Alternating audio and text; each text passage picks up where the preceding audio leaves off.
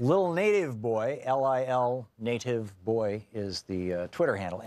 I'm not going to quote the name of the account because it has a 4-letter obscenity in it. Tweeted, and it has been retweeted 146,000 times. A very, very true tweet here. Just a reminder, last year on Thanksgiving, the natives were being tortured with dogs, illegal scare tactics, being run over by angry white people, all to protect our water. And this year on Thanksgiving, they are now cleaning up 200,000 gallon oil spill on a South Dakota reservation. Yeah, this is where we're at. We're building a pipeline across the United States over the Ogallala Aquifer. We've got a for-profit foreign company. TransCanada is not an American company. It's a Canadian company. You got a for-profit Canadian company, foreign company, building a pipeline across the heart of America, right across the middle of America, over some of our most important aquifers, carrying the most toxic form of oil on Earth. And it's not even oil, really. It's ground up bitumen, a form of coal, ground up coal mixed with chemicals so that it'll flow through a pipeline. And by the way, these are fairly corrosive and they burn pipelines out really, really fast, which is probably one of the reasons why the Keystone Pipeline leaked 200,000 gallons last week. So here we have a for-profit company building a pipeline across the heart of the United States for what?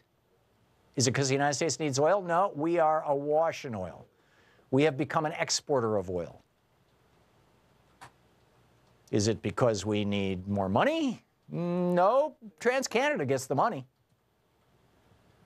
Is it because, well, why would it be? Well, according to Greg Palast on our program yesterday, it's because the Koch brothers own some of the Canadian tar sands oil, and they own a refinery down in Texas, which is one of the few refineries in the United States that can actually process tar sands oil. Instead of tar sands oil, up to this point, they've been processing Venezuelan oil, which is not quite as noxious as tar sands, but close. It's heavy, dirty crude.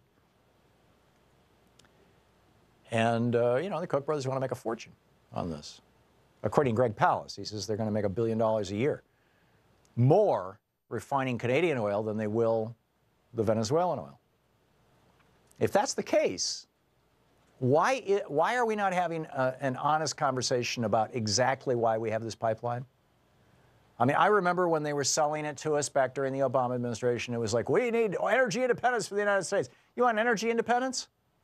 Solar and wind are now officially cheaper than coal or nuclear. Full stop. They're cheaper.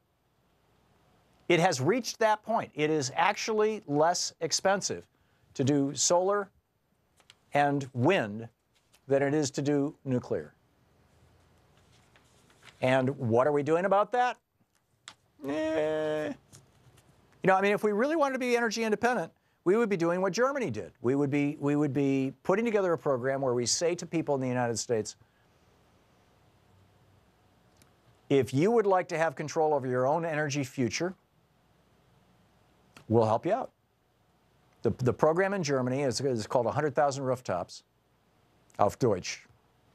And the way it worked was, the way it started, and this was like 15 years ago, 20 years ago, the way it started was Germany was going to have to build at least 2 new nuclear power plants. Certainly 1, and probably 2 new nuclear power plants to meet the increased energy needs of a society that's becoming, you know, more and more technological and more electrical, as it were. And they didn't want to build the nuclear plants. I mean, you know, Germany is still picking up radiation from Chernobyl. The people of Germany didn't want a nuclear plant, and they certainly don't want any more coal plants. So the German government put together this program where it had 2 pieces to it. The first part was they said, if you own a house, then you can go to your local bank and get a mortgage against your house to put solar panels on your roof. So you can go borrow, say, $10,000, about the cost of solarizing a house.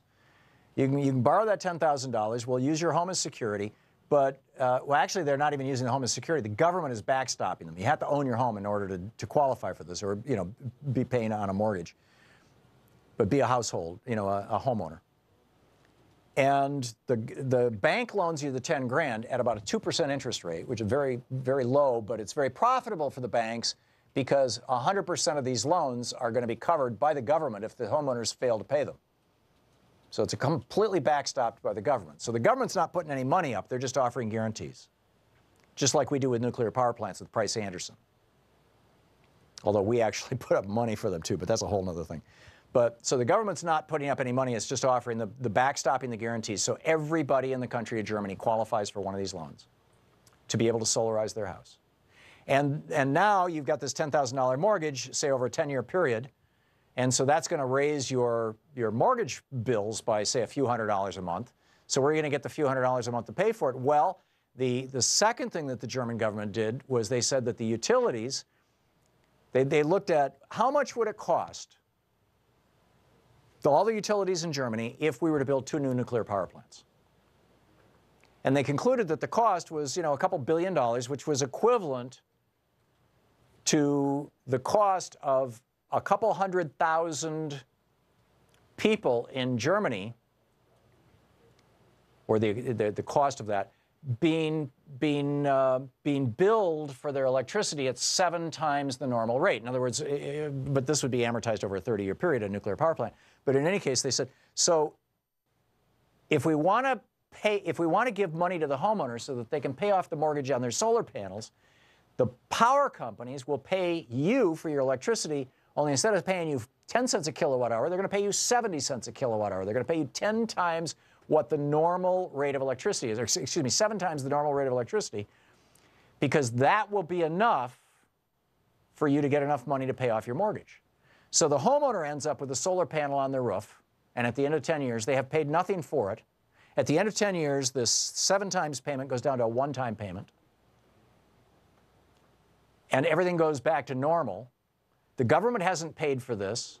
The homeowners haven't paid for this. The bank has made a profit on it, and the utilities have a new source of electricity. And it was so successful. I mean, millions of people. They were looking for 100,000 people to do this. They got millions. To the point where so much surplus electricity was being generated in Germany.